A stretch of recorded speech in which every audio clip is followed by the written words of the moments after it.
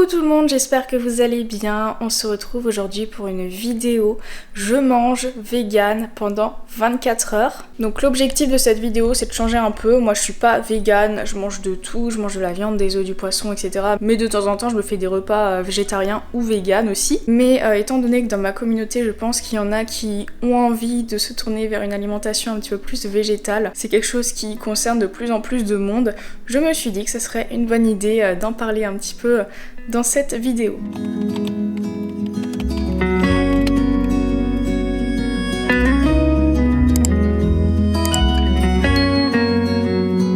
Du coup, vous l'aurez compris, on va parler d'alimentation végane, alors pas vraiment végétarienne, on va vraiment parler d'alimentation végane, c'est-à-dire qui exclut tous les produits animaux.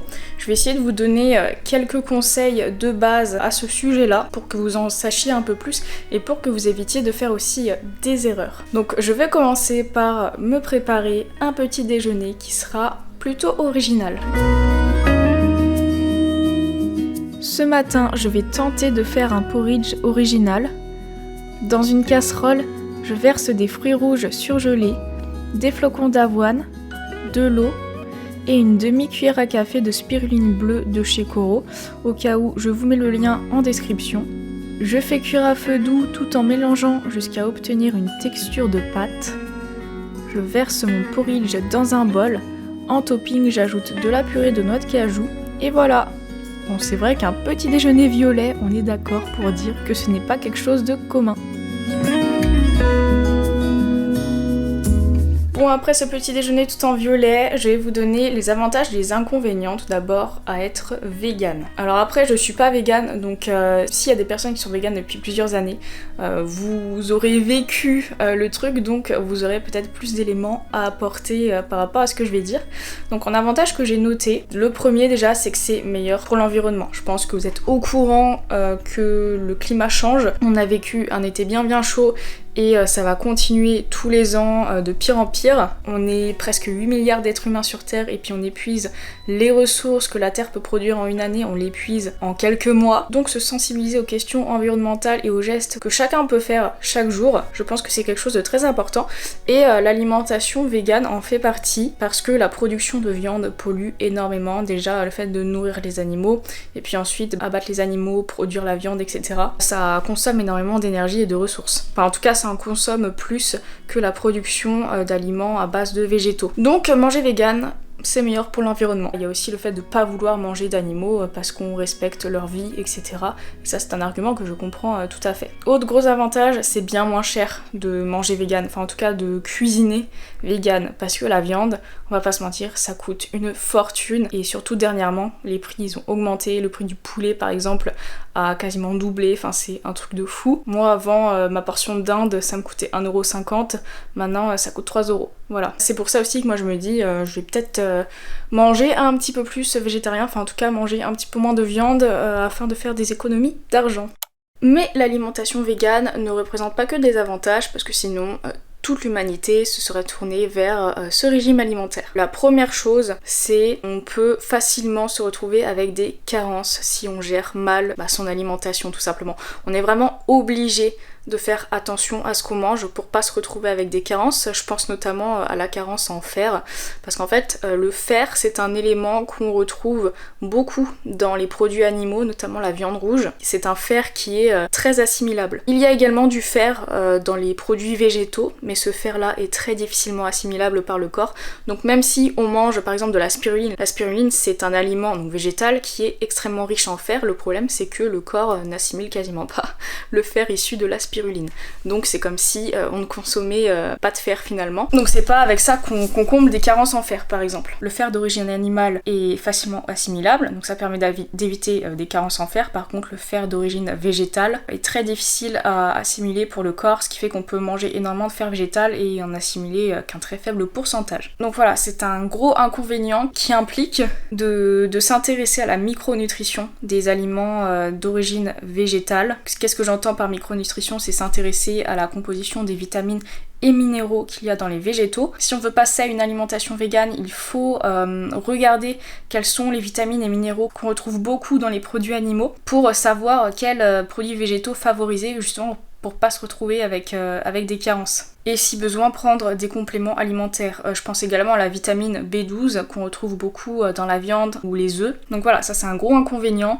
Il faut s'intéresser à la nutrition et si on a envie de devenir vegan mais qu'on n'est pas sûr de ce qu'on fait, ne surtout pas hésiter à se faire accompagner par un professionnel comme un diététicien ou une diététicienne. Autre inconvénient, les besoins en protéines des gens qui sont véganes sont plus élevés. Alors techniquement les besoins sont pareils pour tout le monde selon notre niveau d'activité physique bien sûr, mais en fait les protéines végétales sont moins bien assimilables que les protéines animales. Et également leur valeur biologique est un petit peu plus faible parce que les protéines végétales sont moins complètes que les protéines animales, sauf pour le soja. Et vu que les protéines végétales sont moins bien assimilées par l'organisme que les protéines animales, bah il faut en manger un petit peu plus pour être sûr de combler ses besoins en protéines. Troisième inconvénient auquel je pense, c'est plus difficile en société quand on est invité chez la famille, chez papy et mamie qui ne sont pas du tout dans ce délire-là, qui n'ont jamais été sensibilisés à l'alimentation végétarienne, etc., bah c'est compliqué parce qu'il faut demander à faire des plats à part ou alors faut emmener son propre plat, etc. Donc c'est plus difficile socialement également quand on va au restaurant. Alors maintenant dans les restaurants il y a toujours un choix ou plusieurs choix végétariens, mais ça reste quand même très limité. C'est beaucoup plus compliqué quand on est vegan de manger avec d'autres gens à l'extérieur de chez soi, etc. Ce midi, ça sera simple et rapide. Je fais cuire une portion de pâte lentilles corail dans une casserole. En parallèle, je coupe des champignons que je vais faire revenir avec un peu d'huile de sésame dans une poêle. Une fois que les champignons sont à peu près cuits, j'ajoute les pâtes lentilles corail avec de la sauce soja et je fais revenir à feu vif. Je me sers ensuite le tout dans mon assiette et j'ajoute un peu de graines de sésame.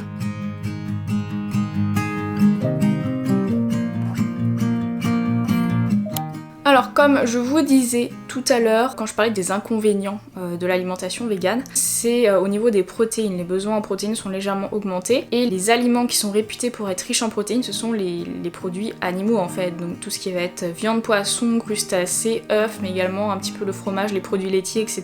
Tout ça c'est banni de l'alimentation végane.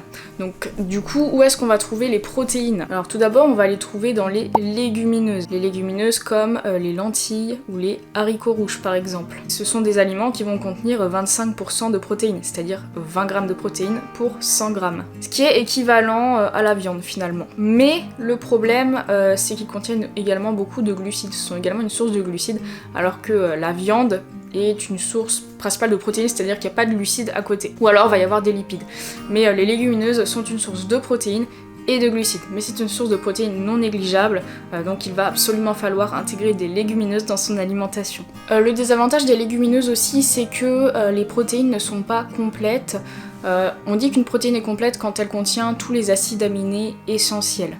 Les acides aminés, c'est des petits morceaux de protéines, grosso modo. Et dans les légumineuses, il en manque quelques-uns. Mais, on va venir sur le point d'après. Autre source de protéines, les céréales, tout simplement. Donc le blé, le riz, l'avoine sont principalement une source de glucides, mais ils contiennent quand même environ 15% de protéines, donc c'est-à-dire 15 grammes de protéines pour 100 grammes, donc c'est pas négligeable quand on est vegan. Et également les protéines n'ont pas un profil d'acides aminés complet, il manque quelques acides aminés essentiels dans leurs protéines. Par contre, les légumineuses et les céréales se complètent en termes d'acides aminés, c'est-à-dire que si on se fait une assiette avec d'un côté des légumineuses et d'un côté des céréales, finalement dans l'assiette on aura tous les acides aminés essentiels, et du coup là il n'y aura plus de problème. Donc c'est pour ça que si vous êtes végétarien, mélangez céréales et légumineuses. Enfin, dans votre journée, il faut que vous ayez mangé minimum une source de céréales et une source de légumineuses pour avoir tous vos acides aminés. Autre aliment très riche en protéines, ça va être le soja. Enfin, tout ce qui est à base de soja, comme par exemple le tofu ou le tempeh. Et l'avantage de ces aliments-là, c'est que on peut facilement remplacer la viande avec du tempeh par exemple ou du tofu, et on peut vraiment le cuisiner de plusieurs manières. Moi j'ai déjà goûté le tempeh dans une vidéo Je mange comme Sissi Mua, c'était une recette de son application TSE et franchement je me suis régalée, c'était vraiment trop bon. Malheureusement moi je digère absolument pas le soja, tout ce qui est à base de soja, je digère bien les légumineuses mais le soja mais pas du tout, donc je n'en mange pas. Je suis un peu dégoûtée parce que le tempeh je trouve ça trop bon pour le coup, mais bon je préfère favoriser mon confort digestif. Voilà, bon après ça ne regarde que moi, il y a des chances que vous n'ayez pas de problème pour digérer le soja. Sachant qu'il y a quand même un temps d'adaptation aussi lorsqu'on change d'alimentation, si on passe d'une alimentation omnivore à une alimentation végane, il y a des chances que niveau digestif ça soit pas facile dès le départ, mais au bout de quelques jours, quelques semaines, le corps s'habitue. S'il n'y a pas d'intolérance ou quoi, bien entendu. Autre source de protéines que là je connais un petit peu moins, c'est le seitan. Le seitan, c'est du gluten en fait, c'est vraiment le gluten de blé qui est une protéine. On en trouve sous différentes formes, on peut retrouver des saucisses à base de seitan, etc. J'ai déjà goûté et honnêtement je n'aime pas, alors après j'ai pas énormément goûté de produits à base de seitan de base, donc je peux pas trop vous dire, mais pour le peu que j'ai goûté, j'étais pas fan. Mais c'est aussi une autre source de protéines végétales. Donc voilà, je vous ai cité les 4 principales sources de protéines végétales, donc légumineuses plus céréales. Ça vous fait une portion de protéines complète dans votre assiette. Sinon vous avez le soja, tofu, tempeh, protéines de soja texturées, qui vous font un bon apport en protéines comme la viande. Et vous avez le seitan. Et le seitan par contre là je connais un petit peu moins. Et je voulais faire aussi une petite parenthèse par rapport à l'aliment que j'ai utilisé pour le repas de ce midi, des torsades à base de lentilles corail. Alors les miennes c'est pas 100% à base de lentilles corail, il y a 67% de farine de blé et 33% de farine de lentilles corail.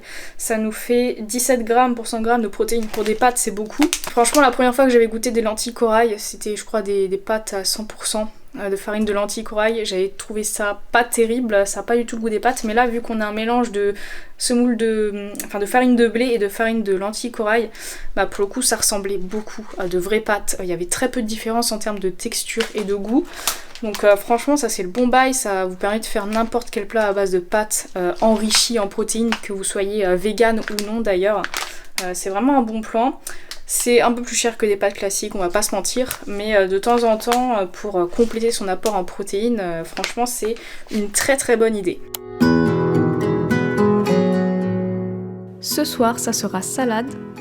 Je me sers des jeunes pousses d'épinards avec du riz et des lentilles en conserve que j'ai préalablement égouttées. Je vais compléter l'assiette avec des crudités comme du concombre et des tomates cerises. J'ajoute de la vinaigrette pour assaisonner le tout. Et voilà, simple, rapide, efficace et très bon.